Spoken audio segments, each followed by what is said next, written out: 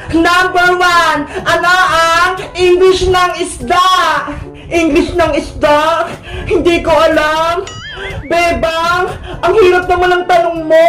Wala bang mas madali? Princess, nagpa-practice nga tayo, di ba? Para kapag nagpa-exam si Teacher Magda ng English, alam na natin yung tamang sagot. Kaya nga, kapag hindi ka nakapasa sa English, Princess, babagsak ka, babalik ka kay Teacher Magda. Kasi naman may exam pa, dapat wala na lang. Kailangan ng exam, Princess, para malaman ng Teacher Magda kung nag-aaral ba tayo ng mabuti. Ano ba yan? Ano, Princess? May sagot ka na kung anong English ng isda? Alam ko na! Nemo yung sagot ko!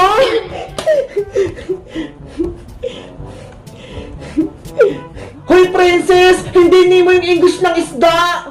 Ano? Nemo yung sagot ni Princess! Oo, Bebang! Ayun sinulat niya sa papel niya! Tama naman yung sagot ko Ang English ng isda ay Nemo. Princess, ang English ng isda ay fish. Dapat alam mo yun. Hayo nga pala. Nakalimutan ko. Basic lang yung English Nahirapan pa to si Princess. Hindi ka rin naman magaling sa English, Boyong Magaling kaya ako. Hindi nga ako nagpa-practice Good morning, class! Good morning, Teacher Magda! Good morning, Teacher Magda! Good morning, Teacher Magda! Maglabas na ng papel at sisimulan na ang exam yung subject sa English. Ayan na! Magsisimula na yung exam namin! Naku, yari! Exam na namin ng English! Number one. Ano ang English ng manok? Write the correct answer. Ang dali naman ng number one.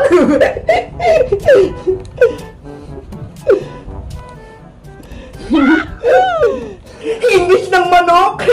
Alam ko yung sagot. Chicken Joy.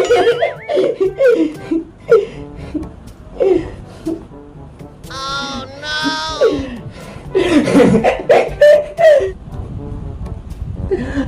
Chicken. Number two. Ano ang English ng tubig? Ang English ng tubig ay water.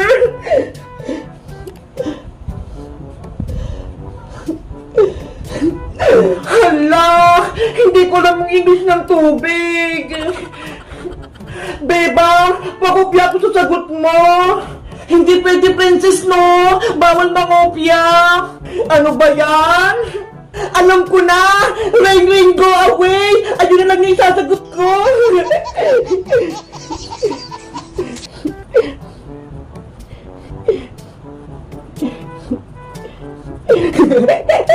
Number 3. Ano ang English ng bahay? Alam ko yung sagot! Bahay kubo!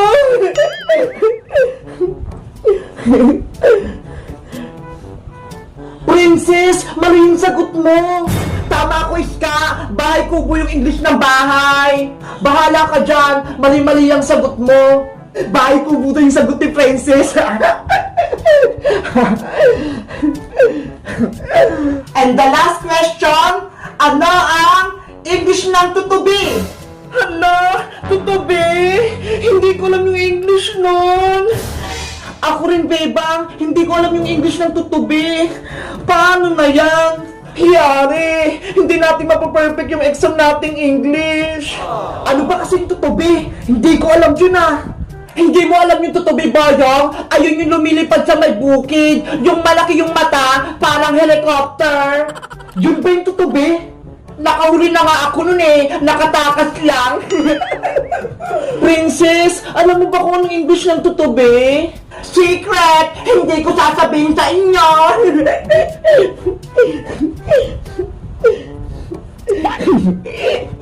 Class! Tapos niyo na bang sagutan yung mga papel nyo?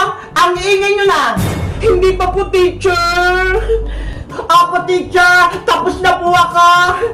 Uy, Princess! Hindi pa kami tapos, no? Bahala kayo! Ipapasok ko na tong papel ko! Time's up! Finish or not finish, ipasa nyo na yung papel nyo para makompute ko na yung grade nyo. Eto na po, Teacher Magda. Ako po yung unang nakatapos. Boyo, Iska, Bebak, akin na yung mga papel nyo. Bilis! Guys, hindi ko alam kung anong sagot sa number 4. So tingin nyo, anong English ng tutubi? Mag-comment lang kayo. Bye-bye!